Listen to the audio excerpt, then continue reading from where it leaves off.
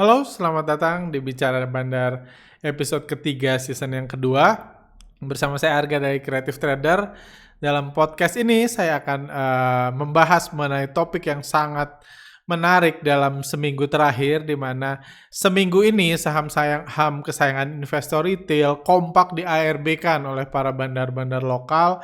Puluhan saham tiba-tiba auto reject bawah, nggak ada angin, nggak ada hujan, nggak ada berita apa-apa, tiba-tiba saham-saham itu auto reject bawah.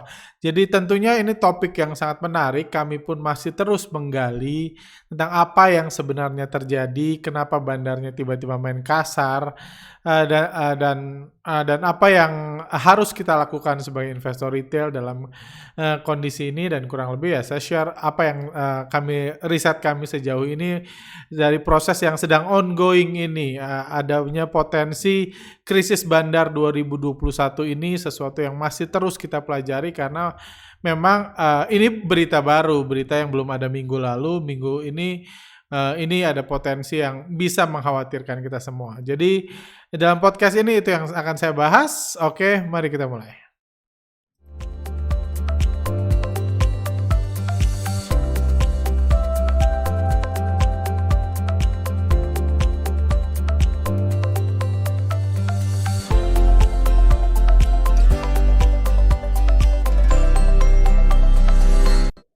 Oke, sebelumnya saya akan ajak Anda buat timeline-nya dulu.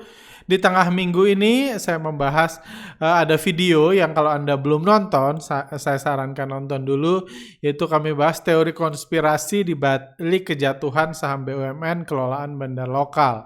Dimana kita tahu mayoritas saham-saham BUMN seperti BRIS, Antam, Waskita, Tins, dan Wika, Adi, dan banyak saham lainnya itu secara kompak di auto reject bawahkan oleh bandar. Ini sesuatu yang tentunya kalau ini terjadi, misalnya pada saat ini Indonesia sedang perang tiba-tiba, atau ada kerusuhan, atau ada krisis besar di secara global, ini sesuatu yang bisa dimengerti. Tapi kita tahu seminggu ini tidak terjadi apa-apa. Orang yang nggak trading saham nggak ngerasa minggu ini beda dengan minggu lalu. Kalaupun COVID tambah krisis, ya memang setiap minggu tambah krisis. Sementara minggu lalu saham-saham BRIS, Antam terbang-terbangan, tiba-tiba minggu ini turun kayak gitu. Jadi apa penyebabnya? Jadi ini yang ada 3 teori yang dijelaskan. Satu udah kita tahu sama-sama nggak mungkin, di video ini saya jelaskan bahwa margin sell for sell para investor retail itu jelas nggak mungkin, udah dijelaskan juga di video ini, nggak masuk akal sama sekali. Itu hanya teori yang diada-adakan untuk mencoba menjelaskan. Dan waktu di video tersebut saya berharap dan saya paling condong bahwa semua ini hanyalah permainan bandar. Di ARB-nya saham BBKP, BRIS, KF bersamaan di hari yang sama ini hanyalah permainan bandar. Seperti itu yang saya jelaskan di video sebelumnya. Dan puji Tuhannya, video ini saya buat kalau nggak salah Selasa malam, hari Rabunya terbanglah saham-saham ini. Tanggal 20 Januari 2021-nya terbanglah saham Antam naik 17%, BRIS naik 14%, Timah naik 12%, Inco naik 11%, Elsa naik 10%. Ini jadi saham-saham yang dibanting ini akhirnya diterbangkan lagi oleh bandar. Jadi di sini kita sama-sama tahu bahwa ya auto reject bawah itu ya hanya permainan bandar aja, sesuatu yang tentunya fair-fair aja dilakukan bandar, karena sebagai yang ngatur harga saham ya mereka kalau mau auto reject atas auto reject bawah terserah mereka. Jadi ketika tekanan for sell yang tentunya semakin besar karena ruginya semakin banyak, retail yang margin semakin banyak yang for sell, tiba-tiba dinaikkan. Jadi selesai masalah for sell. Nah, cuman ternyata masalahnya nggak selesai di sini.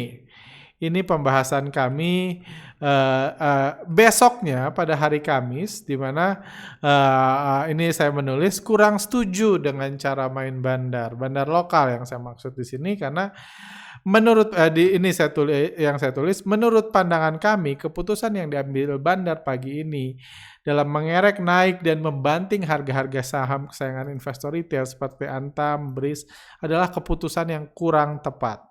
Yes, kami tahu kalau bandar mah bebas. Mereka berhak meng-auto-reject atasakan dan meng-auto-reject bawakan Antam, BRIS kapanpun mereka mau. Namun melihat kondisi retail yang baru pulih trauma setelah dibanting setelah 2 hari berturut-turut, menurut kami bukanlah sesuatu yang wise untuk menghadirkan lagi ketakutan yang sama di kalangan investor retail hari ini. Yes, kami mengerti bandar berhak menuai kebaikan mereka dan yang sudah menggoreng saham-saham ini ratusan persen dan menukarkan sahamnya dengan uang investor retail. Namun kalau cara mereka profit taking seperti ini justru berpotensi membuat banyak investor retail takut dan trauma dan membuat retail justru menghentikan niatnya untuk mengeluarkan uang yang sekarang masih ada di tabungannya untuk dibelikan saham yang sedang digoreng bandar. Jadi kalau Anda belum follow Instagram dan Telegram kami untuk ikut story-nya, silakan follow. Nanti ada link description-nya di bawah. Cuman di sini jelas saya katakan bahwa ini sesuatu yang aneh. Saya kurang setuju dengan caranya. Saya tahu bandar mah bebas, cuma saya nggak ngerasa ini sesuatu yang aneh. Kenapa? Kita tahu sampai 2 minggu yang lalu sebelum acara auto reject ARB-ARB-an ini dimulai oleh bandar, retail sedang euforia-euforianya. Bahkan ada yang mau minjem uang, merasa hidupnya akan berubah, kalau bisa minjem uang dibeliin BRIS, Antam, dan lain-lain. Semua orang siap menukarkan masa depannya, menukarkan uangnya, menukar tabungannya demi dibelikan saham yang sedang digoreng bandar. Dalam kondisi itu, jelas bandar panen. Mungkin mereka belum panen, masih goreng-goreng, tapi mereka tahu pembelinya banyak. Dan kalaupun bandar mau panen artinya apa? Saham yang dia masih miliki kasih aja ke retail semua. Menurut saya dalam kondisi seperti ini panennya uang dikit-dikit, pelan-pelan, diiris tipis-tipis.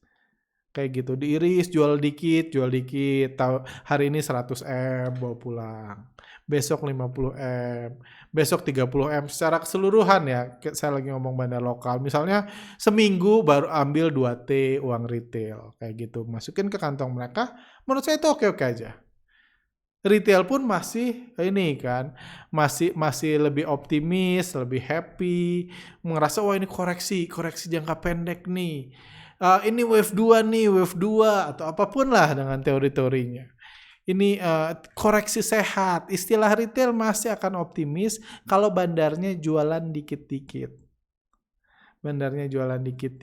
Jualannya halus. Jadi retail pun dengan senang hati menukarkan uangnya untuk diberikan saham yang sedang digoreng bandar.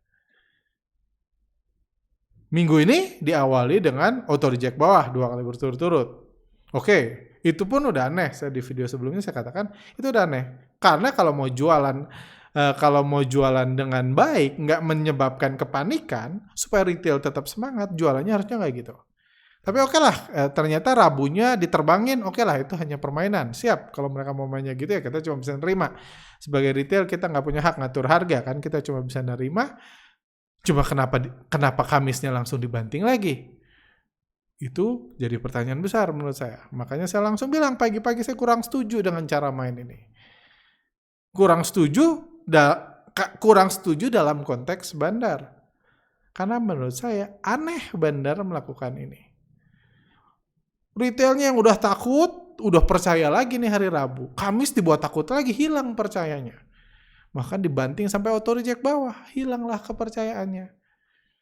2 minggu lalu, setiap weekend saya ngeliat Instastory orang udah nggak sabar nunggu market buka, pamer screen cap di mana-mana, wah udah euforia semua orang pengen trading saham. Minggu ini nggak ada, karena ketakutan. Justru kalau orangnya ketakutan, retail ketakutan, nggak jadi dong minjem uang dimasukin ke saham.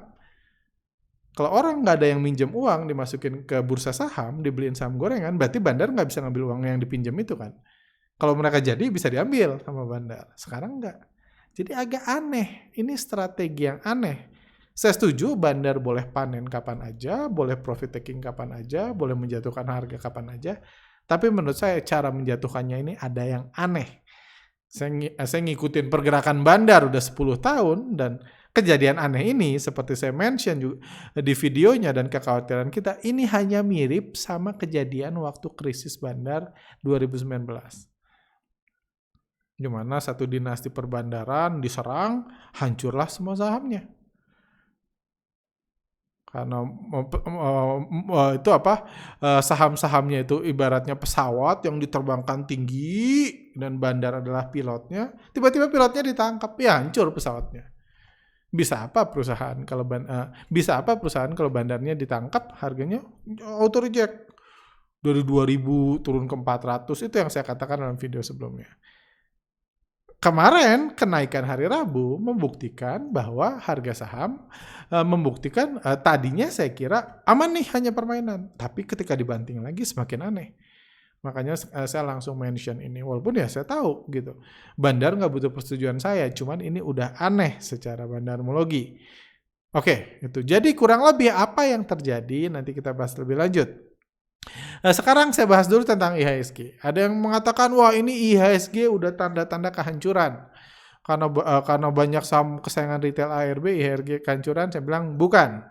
Itu dulu satu luruskan. Kembali lagi bagi yang masih newbie, baru dengar podcast, yang ngatur IHSG itu investor asing. Bandar asing, nggak ada urusannya sama bandar lokal. Dan IHSG, meskipun banyak saham turun puluhan persen, di auto reject bawahin 3-4 kali, sepanjang minggu ini, IHSG cuma turun 1% sepanjang minggu kemarin. Kenapa? Karena IHSG itu hanya cerminan dari pergerakan BRI, Mandiri, Unilever, Astra, Telkom, dan saham-saham BCA, dan lain-lain. Itulah gambaran IHSG.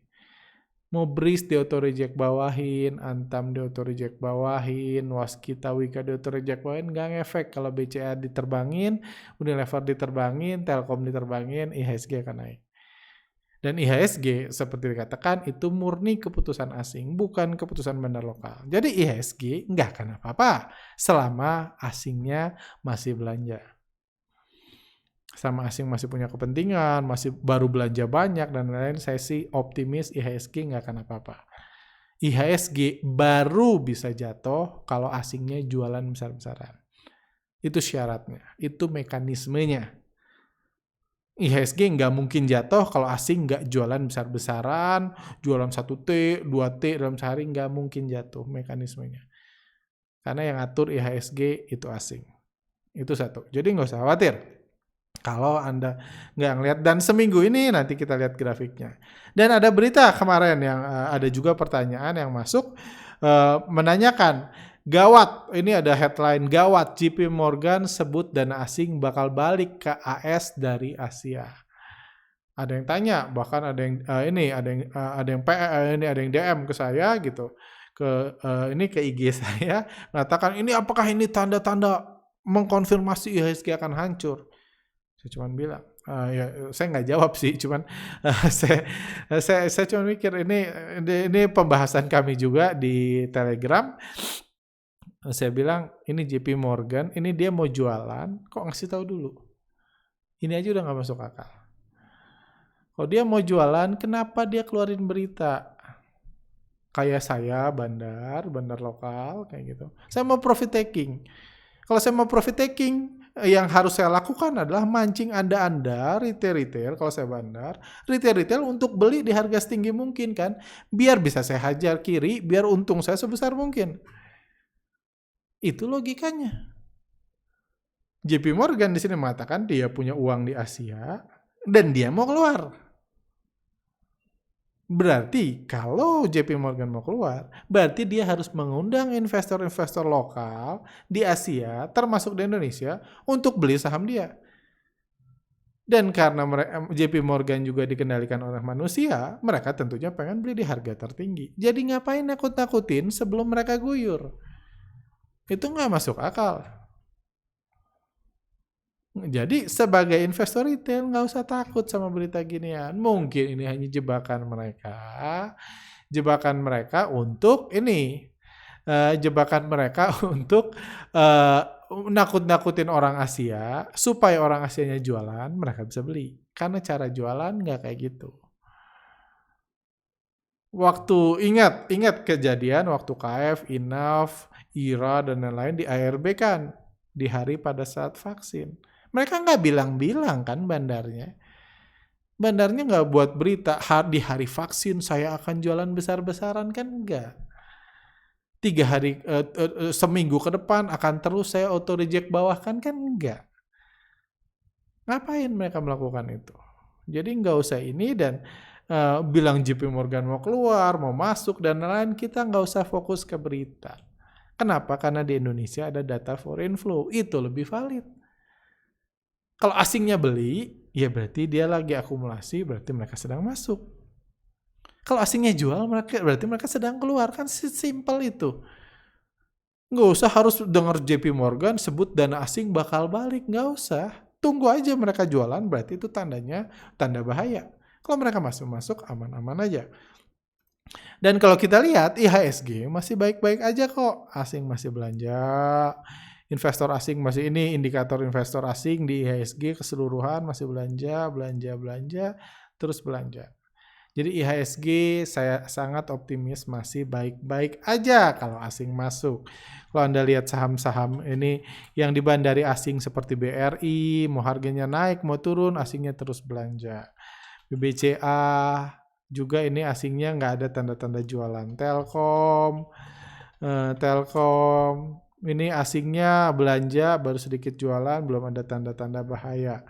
Terus apa Unilever yang market cap-nya besar. Unilever ya memang sudah lama dijual asing, jadi wajar harganya terus turun kan. Asing terus jualan, ini tandanya asing jualan. Misalnya waktu ini jualan 61M, jualan misalnya seminggu terakhir asing jualan 149M di Unilever ya, jadi wajar harganya turun. Walaupun sempat bandarnya mainin para value investor di mana yang udah nunggu-nunggu nih saham fundamental bagus digoreng tapi merekanya terus jualan dan sekarang terus bergerak turun. Jadi ya ini tanda bahwa IHSG baik-baik aja. Unilever turun juga nggak apa-apa kan yang lain naik. Wong sebelumnya udah turun juga anyway. Udah terus turun. Ini saham serius, ini saham yang nggak fokus ngegoreng, nggak ada kepentingan ngegoreng saham, jadi ya kayak gini sahamnya. Seperti itu. Jadi kita nggak usah khawatir, itu satu. Tapi tentunya kekhawatiran besar kita ada di kasus ini.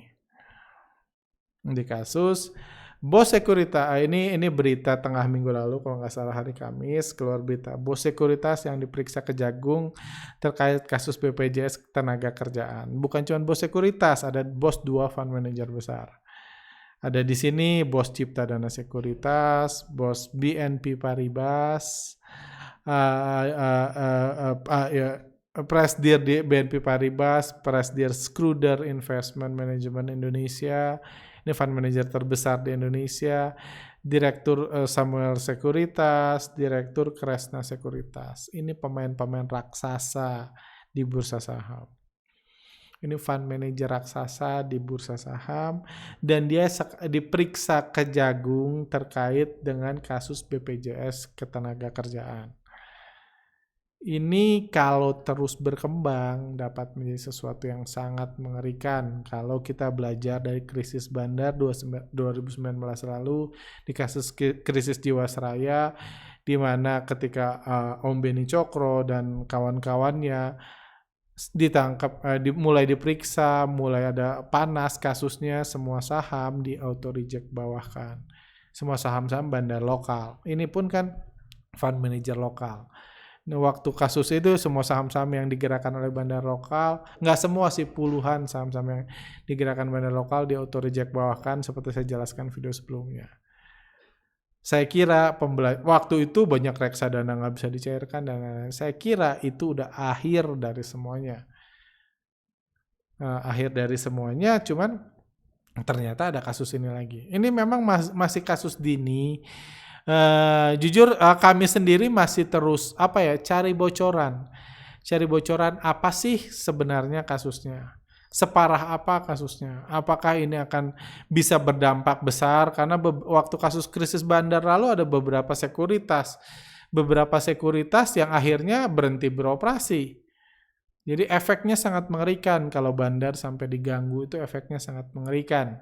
Bandar asing saya percaya bandar asing akan immune, nggak akan diganggu-ganggu seperti itu. Cuma bandar lokal yang justru notabene memegang saham-saham yang dicintai investor retail 2 bulan terakhir, kalau mereka diganggu tentunya bahaya. Kayak gitu. Dan saya dari 5 orang ini, 2 ya saya bisa dibilang kenal, 1 saya anggap sebagai mentor saya, tapi saya udah 2 tahun lebih nggak ketemu mereka, jadi saya nggak bisa nanya langsung sebenarnya what happened behind the scene. Cuman ya sebagai investor retail kita harus hati-hati karena tentunya bukan hanya kasus ini aja. Ketika kasus ini merebak, tiba-tiba bandarnya main kasar. Tadi saya udah jelaskan, nggak make sense kalau tujuannya cuman profit taking. Kalau tujuannya profit taking ya. Kalau tujuannya buat roller coaster lebih mengerikan, oke lah. Tapi kalau tujuannya buat profit taking, nggak make sense. Kenapa harus sampai auto reject bawah? Kenapa sih mereka nggak jualan banyak, terus sore-sore dinaikin sampai cuma -1, biar retailnya lebih tenang. Kenapa harus maksa jual? Siang-siang naik, hajar sampai ARB kayak mereka kayak nggak ada hari lain gitu untuk ngebantai investor retail. Kenapa nggak dibantainya pelan-pelan? Kayak gitu, itu sesuatu yang ini. Itu juga yang kami tulis di Instagram kami, misteri di balik perampokan investor retail oleh bandar saham. Menurut saya ini saham-saham ininya, menurut saya saham-saham yang di bandari lokal, menurut saya itu sesuatu yang belum masuk logika saya. Seringkali kalau kita udah dapat logikanya, kita ngerti nih kedepannya mau diapain.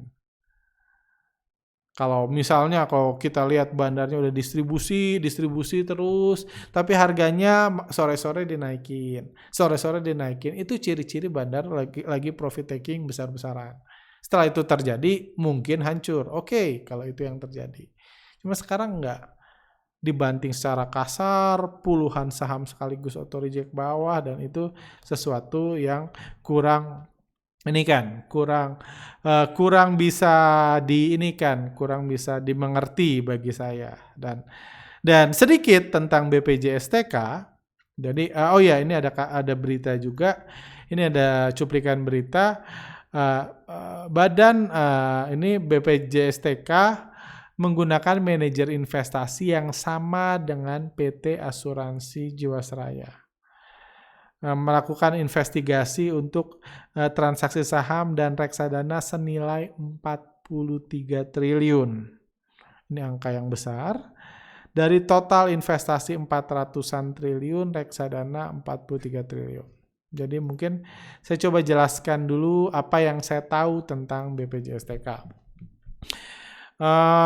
Yang saya tahu, BPJSTK ini juga saya kenal dengan beberapa orang di BPJSTK, karena kalau untuk saham-saham, kalau mereka mau nyopet saham-saham yang di bandari asing, mereka cukup beberapa kali konsultasi dengan kami, karena mereka kan portfolionya dibagi kan, ada yang pegang BRI, pegang BCA dan lain-lain. Saham-saham yang di bandari asing, mereka pun pengen coba ngikutin asing kayak gitu. Bahkan ya mereka pernah belajar tentang foreign flow ke kami. Itu satu. Itu untuk saham-saham yang di bandari asing. Jadi divisi saham yang di bandari asing saya kenal. Cuman saya sangat yakin mereka juga punya banyak, bahkan lebih banyak untuk saham-saham kategori yang di bandari lokal. Dan kalau ini berita menggunakan manajer investasi yang sama dengan asuransi Jiwasraya, cukup masuk akal kalau saham-sahamnya pun sama. Karena waktu Jiwasraya jatuh, itu saham-saham yang hancur, semua saham yang di bandari lokal. IHSG nggak apa-apa. Waktu bulan Oktober, November, Desember 2020, IHSG nggak apa-apa. Nggak ada kejatuhan IHSG. Kenapa? Ya karena IHSG balik lagi dibandari oleh investor asing. Yang ngatur IHSG asing. BCA nggak jatuh, BRI nggak jatuh. Cuma saham-saham kecil jatuh. Itu satu. Jadi saya percaya ada divisi yang membeli saham-saham yang dibandari oleh bandar lokal. Dan kalau penggeledahan ini yang sekarang kena, yang dipanggil Kejagung juga orang-orang dari sekuritas dalam negeri, fund manager dalam negeri. Itu dua hal yang ini. Hal lain yang saya ketahui dengan BPJS TK itu punya ini ketenaga kerjaan yang ketahui, mungkin saya salah, cuman dia punya apa ya? Punya dana kelolaan yang lebih besar dari Jiwasraya dan lebih besar dari Asabri. Karena ini kan dulu jam sostek. Jadi dia punya uang setiap bulan dari pegawai negeri gitu, kalau nggak dari pensiun pegawai negeri gitu, dimasukin untuk diinvestasikan di saham. Kayak gitu. Jadi dia punya uang lebih besar dan mereka jauh lebih rapi. Contohnya, kalau kita bisa tahu nih saham-saham yang misalnya ini asuransi Jiwasraya, Persero, dia punya PPRO, SMBR. Asabri dia punya BBYB, HRTA, Icon, Inaf. Ini update terakhir PPRO, Nickel, MYRX, Army dan lain-lain. Oh ini Asabri, oh sorry nggak kelihatan ya. Mana Asabri? Asabri juga dia punya saham-saham tersebut seperti ini. Cuman kalau BPJS TK itu nggak kelihatan walaupun dananya lebih besar. Gimana caranya bisa nggak kelihatan? Karena untuk tercatat dan wajib dilaporkan ke publik itu hanya yang punya lebih dari 5%. Jadi gimana kalau Anda mau punya lebih dari 5% tapi nggak kelihatan? Ya dibagi. Kepemilikannya dibagi. Misalnya, saya pengen punya lebih dari 5% saham Toto. Kalau saya beli sampai 5%, ketika menyentuh 5%, saya akan dilaporkan. Ini pemilik akan muncul di pemilik saham di atas 5%. Jadi kalau mau ya saya bagi. Saya beli 4%, istri saya beli 3%. Bisa punya 7%, tapi nggak kelihatan. Saya jadi hidden investor yang pemegang saham besar tapi nggak kelihatan. BPJS TK selama ini sangat smooth. Terus BPJS gimana ngebaginya? BPJS bisa dia beli saham misalnya 4% di satu saham. Terus dia beli reksadana. Jadi banyak produk reksadana yang dibuat hanya untuk pemain besar. Salah satunya BPJS TK. Reksadana. Misalnya dia beli 5 reksadana. Di reksadana itu mungkin misalnya BPJS TK, contohnya dia pengen menguasai 25% saham Toto. BPJS atas nama BPJS-nya 4, terus dia beli reksadana A. Di reksadana itu yang pegang dia reksadananya pegang 3%. Itu udah 7.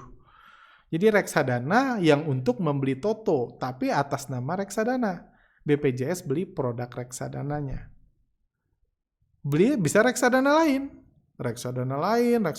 total dia punya 25%, tapi nggak kelihatan sama sekali. Semakin banyak yang dimiliki, semakin mudah harganya dinaikkan. Kan semuanya teman. Jadi itu sebabnya waktu krisis Jiwasraya lalu, bukan cuma Jiwasraya yang jatuh, Asabri juga jatuh, dan puluhan reksadana juga jatuh. Puluhan produk reksadana juga jatuh di waktu yang bersamaan. Nggak ada apa-apa perusahaannya. Karena apa yang terjadi di perusahaan itu nggak ada hubungannya dengan pergerakan harga saham.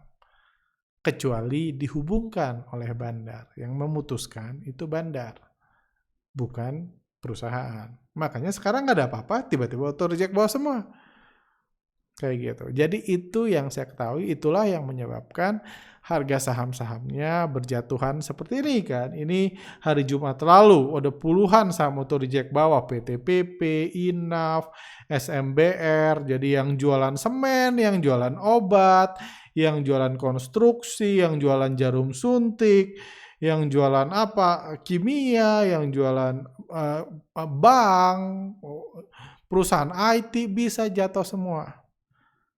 Ini mungkin isi dari reksadana yang dibeli sama BPJS TK. Mungkin hanya berandai-andai, nggak ada data yang mendukung itu karena kembali lagi, kalau belum di bawah 5%, belum sampai 5% dan belum pernah 5%, nggak ada recordnya. Kami pun nggak bisa tahu kecuali pakai data intern. Dan data intern itu nggak boleh disiarkan ke publik. Data intern, misalnya RUPS kan sebenarnya tahu mereka semua. Dipegang siapa aja, kayak gitu. Cuman untuk ke publik itu hanya boleh dikasih tahu yang 5% ke atas. Makanya waktu Bapak Lo Keng Hong punya 5% GJTL, akhirnya dia go public. Saya punya 5% GJTL, harga sahamnya diterbangin terus diguyur. Jadi untuk diguyur jadi pas 5%, akumulasinya udah lama. Kenapa Pak Lo Keng Hong nggak mecah ya? Supaya orang tahu, supaya pengikut Lo Keng Hong Mologi akan membeli sahamnya, dia bisa jualan atau teman-temannya bisa jualan. Seperti itu. Jadi itu sesuatu strategi biasa. Jadi itulah yang terjadi saat ini. So far kami masih terus mengupdate. Oh ya, ini ada satu data lain yang mungkin bisa Anda ini pemikiran juga gitu. Ini saya tampilkan. Kami masih terus riset.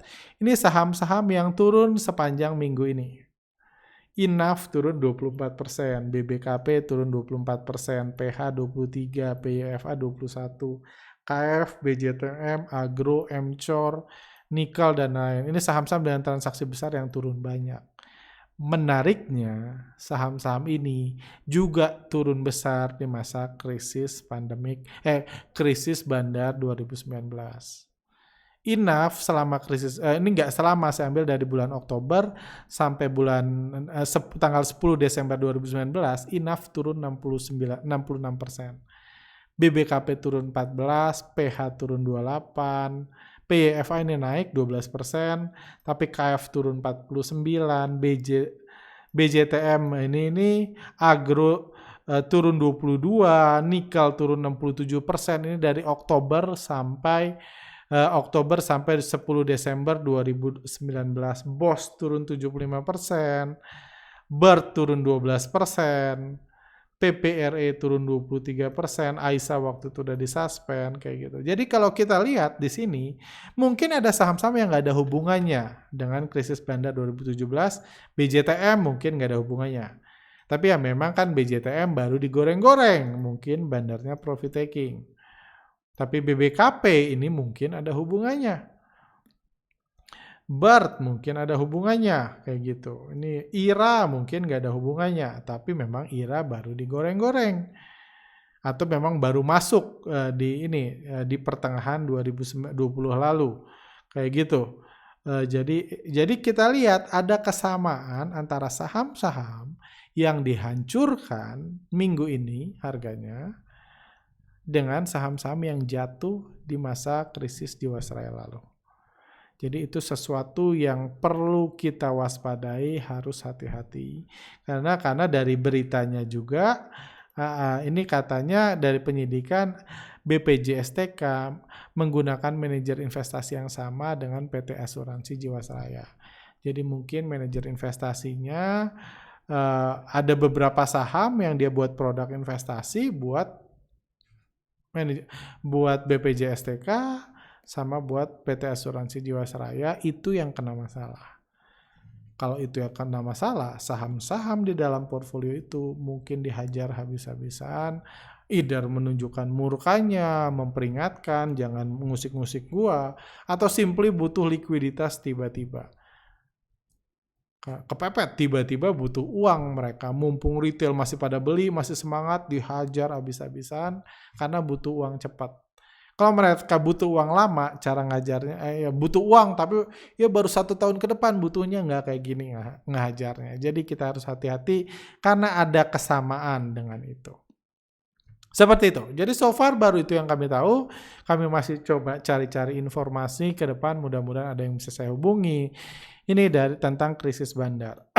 Sedikit tentang ini, saya akan jawab beberapa pertanyaan yang berhubungan dengan saham, berhubungan dengan krisis ini. Mohon infonya Pak, saham-saham yang di atas saham-saham di atas ARB namun diborong besar-besaran dari Senin 18 Januari diborong Dari Senin 18 Januari, jika ada yang nyangkut, asing lebih nyangkut lagi. Adakah analisa tentang hal ini? Itu saham-saham yang di bandari lokal. Mungkin Bapak Ainun ini masih newbie, jangan analisa pergerakan asing di saham-saham yang di bandari lokal. Sejak awal saya mengatakan Antam, BRIS, dan lain-lain itu saham di bandari lokal. Mau asing beli, asing jual, jangan diikutin. Itu bisa asing palsu dan bukan asing yang ngebandarin. Jadi ini pemahaman pertama, tenang. Nggak usah lihat akumulasi asing di saham-saham yang di bandar lokal. Karena sama seperti fundamental, nggak ada hubungannya dengan pergerakan Antam. Pergerakan asing pun nggak ada hubungannya dengan pergerakan Antam. Karena ini sahamnya dibandari oleh lokal. Seperti itu. Saudara sendiri malah lebih kejam. Benar. Mudah-mudahan hanya kejam aja, tapi bukan mereka lagi kepepet bandar lokalnya. Mau nanya Pak, BRIS itu kan kalau tidak salah market cap-nya di atas 30 triliun. Apa bisa digoreng juga ya? Kalau bisa, bandar mana yang bisa menggoreng? Apakah emiten itu sendiri atau benar-benar bandar lokal? Benar-benar bandar lokal dan ya BRIS 30 triliun karena digoreng kan. Ya kalau nggak digoreng dia masih 3 triliun market cap-nya. Masih 3 triliun market cap-nya, jadi BRIS itu 30 triliun karena digoreng. Dan nggak ada limitnya, nggak ada limit market cap untuk digoreng. Pertanyaannya goreng bandar lokal atau bandar asing? Bandar lokal nggak bisa goreng BCA yang market cap-nya 800 triliun, tapi bandar asing bisa. Makanya kalau asing belanja harga naik, asing jualan harga turun. Jadi sama aja, nggak beda. Dan 30 triliun itu karena digoreng. Kalau nggak digoreng 3 triliun. Arto sampai nyusul Indofood tetap terus digoreng. Udah 70 triliun Arto market cap-nya. Itu. Ngapainnya, bisnisnya apa nggak tahu kita. Pertanyaan lanjutan. Bang, kalau aset manajemen kena kasus krisis bandar, apakah mereka akan likuidasi asetnya pakai sekuritas yang satu grup dengan aset manajemennya? Pertanyaan bagus. Enggak harus. Nggak harus satu grup dengan aset manajemennya. Ya bisa bukan, bisa ini. Jadi aset manajemen reksadana itu mereka bukan orang bodoh. Kalau misalnya reksadana MNC yang dikeluarkan MNC, setiap mereka beli saham pakai MNC sekuritas, dijarah retail, dijarah peserta bandarmologi gitu yang ikut. Karena ketahuan nih, setiap MNC sekuritas masuk harga terbang. Ya nggak gampang. Jadi aset manajemen tentunya nggak bodoh. Dia bisa pakai puluhan sekuritas. Dia akumulasi pakai puluhan sekuritas, distribusi pun pakai puluhan sekuritas. Jadi nggak akan pakai satu. Jadi nggak ada gunanya kita ngelihat misalnya, misalnya ini aset manajemen ini lagi krisis, kita lihat sekuritasnya jualan atau nggak harus. Dia bisa jualan pakai apapun. Seperti itu. Oke, pertanyaan lain. Saya baru tahu saya newbie, baru tahu creative trader minggu ini. Ko Arga sering bilang kalau bandar bebas buat harga saham ARB atau Arain, saham ARB-in atau Arain dari awal perdagangan. Kenapa bisa gitu?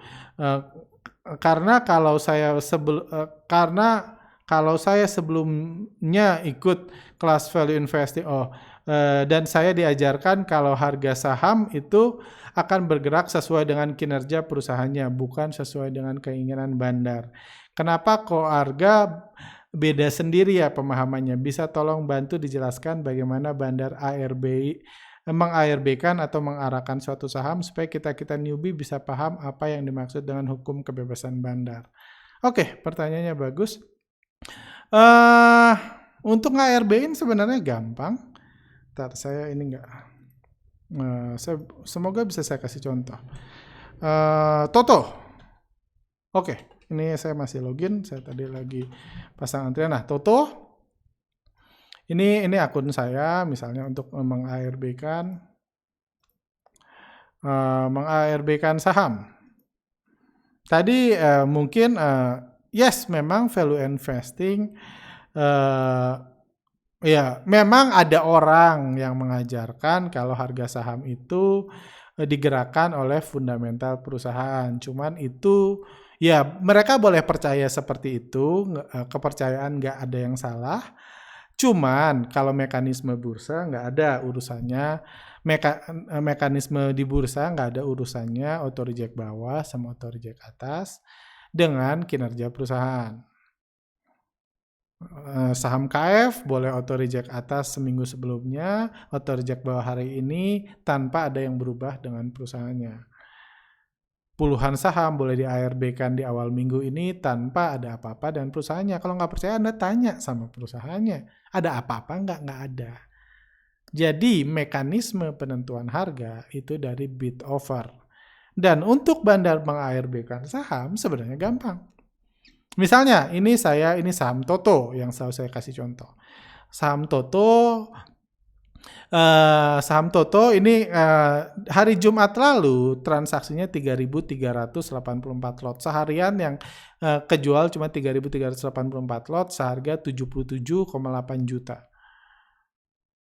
Ini antriannya sepanjang hari Jumat itu 4.000 lembar cuman. Total antrian yang antri. Terus misalnya saya lagi pengen buat saham ini auto reject bawah besok hari Senin. Apa yang saya lakukan? Gampang, saya tinggal double klik, saya pasang antri jual, saya pasang order. Saya nggak tahu auto reject bawahnya, cuma saya buat aja harga 200 atau 196, terus saya jual. Misalnya ini kan kalau hari Jumat lalu yang beli, ya antrian beli cuma 40.023 lot. Kita anggap Senin anggaplah 8.000 lot lah yang antri beli. Yang semua mau beli Toto di semua harga 8.000 lot. Jadi saya tinggal jual 10.000 lot. Saya pasang antrian 10.000 lot, jual 10.000 lot saham Toto di harga 196. Jadi semua berapapun orang yang antri Toto hari di awal perdagangan hari Senin, kalau dia mau jual ada yang jual 90 lot di 226 boleh, nggak apa-apa, saya jual. Saya kan mau jual sampai 196. Ada yang jual 2.380 lot di 224, nggak apa-apa, boleh. Ini yang mau beli kan. Ada yang mau beli 90 lot di 226 saya kasih, karena saya mau jual 10.000 lot. Yang 224 mau beli 2.380 lot saya kasih. 222, 205 saya kasih. Jadi saya tinggal gini, saya pasang antrian 10.000 lot di harga 196. Jadi semua yang mau beli di atas harga ini akan kebagian. Saya banyak 10.000 lot, terus tinggal saya enter. Ketika saya enter, ordernya akan kesimpan. Besok Senin pagi saham Toto akan auto reject bawah. Tinggal enter. Sayangnya saya nggak punya Toto. Kalau saya punya Toto, hari Senin Anda akan melihat Toto udah auto reject bawah. Itu aja caranya. Buat auto reject atas kebalikannya. Buat auto reject atas misalnya saya beli di harga 300, jadi semua yang antri, jangan 300, 400 sebanyak 250.000 lot, kayak gitu. Ini kan 22.000 lot, nggak usah 250.000 lot loh, 100.000 lot. Ini tinggal saya oke, maka hari Senin nanti, kalau saya oke, ordernya masuk, jangan saya oke, karena ordernya masuk. Jadi kalau ini saya oke, kan ini beli kan, maka semua yang antri jual Toto akan saya beli dan harga sahamnya langsung naik sampai auto reject atas. Hanya gitu cara meng-ARB-kan atau mengarahkan saham. Mudah-mudahan bisa dimengerti buat tadi yang newbie tadi. Kayak gitu, jadi nggak ada urusannya. Baru misalnya setelah saham Toto turun, barulah alasan dibuat. Dicari hubungannya sama kinerja perusahaan. Kalau ARB, kalau ditanya, kenapa nih Toto tiba-tiba auto reject bawah? Barulah komentator saham, media cari alasan. Mungkin karena dolarnya naik. Mungkin karena Joe Biden baru jadi presiden Amerika. Mungkin karena JP Morgan katanya mau keluar. Mungkin karena krisis Jiwasraya. Mungkin padahal saya yang buat. Cara buatnya kayak gitu. Ya, jadi hal yang sama juga bisa dilakukan Bandar KF, Bandar Inaf, mereka yang punya banyak, mereka bisa mau banting kapanpun mereka mau bisa. Cuma menjual dengan cara itu harganya jadi lebih murah dan menyebabkan kepanikan. Itu yang nggak baik untuk kasus seperti ini. Lanjut, Pak Arga, kalau bandar mau ARB barang-barang itu janjian ya sesama bandar? Ya pastinya lah, pasti janjian. Pak Arga, dalam Q&A teori konspirasi di balik kejatuhan saham bandar lokal disebutkan bahwa harga saham itu bisa dibuat jatuh tanpa volume transaksi menit ke-38. Ada hal yang cukup mengganjal di pikiran saya bagaimana hal ini bisa terjadi sedangkan dalam perdagangan itu pakai mekanisme supply and demand. Mohon bantu ya, ini sama pertanyaan mirip kayak tadi ya. Ada volumenya, cuma volumenya hanya di awal aja. Setelah Toto ARB, orang-orang yang mau beli pun jadi takut karena mungkin dia takut ada WC-nya bocor atau apa jadi nggak beli Toto, dan itulah yang membuat harga sahamnya turun. Jadi nggak ada volume lagi, saya langsung masang antrian 1 juta lot di offer. Orang jadi takut beli, jadi volumenya kecil dan harga saham jatuh. Itu juga yang kejadian ketika di hari ketiga, hari keempat, saham INAF, saham KF di ARB-in langsung dibanting pagi-pagi, orang langsung ketakutan nggak berani beli. Nah, ini ada yang bilang, masalahnya retail lain atau mungkin big money juga ikut panic sell. Ini teori juga yang banyak mengatakan mungkin retail, bukan cuma retail yang panik, big money juga panic sell. Perlu diketahui orang itu tidak mungkin panik tiba-tiba. Jadi nggak mungkin. Misalnya di satu mall itu orang nggak mungkin panik tiba-tiba. Yes, di satu mall ada orang biasa, ada orang menengah ke bawah, ada orang kaya banget di mall yang sama. Cuma semua nggak mungkin panik tiba-tiba. Untuk panik itu harus ada trigger. Misalnya di mall itu tiba-tiba ada ledakan bom yang besar. Mau orang kaya, mau orang miskin akan panik tiba-tiba. Karena ada ledakannya. Begitu juga di saham. Minggu lalu semua orang masih happy, masih euforia. Mau orang kaya, mau orang ini. Yes, ada retail besar, yes. Ada retail punya big money, yes. Tapi mereka nggak akan panik tiba-tiba kalau bandar nggak tiba-tiba mutusin nggak ARB-in saham. Jadi kepanikan itu nggak bisa disebabkan retail. Kepanikan itu diciptakan oleh bandar, baru retail-retail baik yang kecil dan yang besar bisa panik, bisa margin sell, for sell. Kayak gitu. Jadi bukan seperti itu pola berpikirnya. Jadi kepanikan dibuat dulu. Bandar lokal mainnya galak dan kasar, beda sama bandar asing, mainnya halus dan pelan-pelan. Kalau bandar lokal nggak peduli mau ARB berkali-kali kejam, setuju. Itu sebabnya saya bilang kalau newbie mendingan fokus di saham-saham yang di bandari asing aja. Hebat para bandar lokal mempermainkan emosi retail. Kalau baru 2 hari dihajar ARB berjamaah, hari ini sudah pada mantul sesi 1.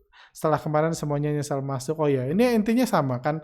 Kepanikan, fear and greed itu bandar yang ciptakan. Makanya dalam podcast sebelumnya saya bilang, bandar nggak perlu psikologi trading karena dia yang ngatur harga. Lanjut. Penurunan harga Antam, BRIS, KF, INAF, TINS, dan saham-saham lainnya menunjukkan kalau stock market 2.0 itu hanya ilusi Anda. Ini haters berarti. Pada akhirnya market akan terus mengacu pada fundamental perusahaan, bukan sama pom-pom atau suka-suka bandar. Kalau market melihat harga sudah di atas harga wajarnya, maka cepat atau lambat market akan menurunkan harga saham tersebut karena pelaku pasar juga sudah sadar kalau harga Antam dan BRIS sudah kemahalan. Ini akhir aja deh, ini udah lama ya. Oh ini apa? Harga wajar. Oke. Oh ini udah dibuatin malah jawabannya. Jadi ya saya tahu ini akhir aja, saya tahu gimana ini pertanyaannya tadi, kita baca lagi. Jadi intinya ini dikatakan bahwa Antam, BRIS, KF, INAF, TINS itu hancur karena memang udah kemahalan. Karena market melihat harga sudah di atas harga wajarnya. Tadi malah ini dibantuin saya. Harga wajar BRIS itu 781. Ini BRIS sendiri yang bilang. Ditentukan oleh pemilik kantor KJP Swandeno Rinaldi. Ini harga wajar BRIS yang akan dikatakan sendiri oleh BRIS. Jadi kalau orang mau jual ke BRIS karena kalau nggak setuju dia di merger, maka ini harga wajarnya segini. Seperti itu. Pertanyaannya, kalau harga wajarnya segini, market udah tahu, kenapa harganya masih naik? BRIS naik sampai berapa sih? BRIS kenapa naik sampai 3.000? Market kan udah tahu harga wajar di 781. Harga wajar itu mau yang buat. Yes, memang kalau orang nggak ada cuan BRIS, dia akan ngomong udah kemahalan, udah kemahalan, udah kemahalan. Itu mirip kayak kalau kita misalnya udah kemahalan, udah nggak wajar, udah nggak wajar, udah nggak wajar. Cuma bukan itu yang menjatuhkan. Sama kayak mungkin kita lagi naik motor, kita punya motor bebek tua, motor kita lambat, tiba-tiba ada di sebelah kita motor sport, motor Ducati ngebut nyusul. Ketika motor Ducati ngebut nyusul, yang pakai motor bebek tua itu, biasanya kadang-kadang nyumpahin, jatuh lu, tabrakan lu. Itulah yang kurang lebih terjadi ketika harga saham terus dinaikkan dan orang-orang yang nggak punya sahamnya ngelihat saham itu naik dan misalnya dia jual di 781, sekarang 2.500 auto reject ke 3.000, dia akan bilang ini udah nggak wajar, ini udah kemahalan, nanti juga turun. Kurang lebih itu ya, nyumpahin aja biar turun kayak gitu. Orang yang lain yang punya di 2.500 belum dijual, dia naik ke 3.000, dia bilang ini kan mau akuisisi, ini kan mau merger, ini kan mau ganti nama, nanti akan jadi bank terbesar, bla bla bla bla bla bla. Sama-sama pakai fundamental. Satu bilang harga wajar sekarang, satu bilang harga wajar masa depan. Masing-masing. Sama-sama bilang harga wajar, oh ini kan jangan harga sekarang dong, future value istilahnya. Dua-dua itu nggak menggerakkan harga saham. Dua-dua itu hanya harapan. Harapan orang yang masih punya dan pengen harga sahamnya terus naik.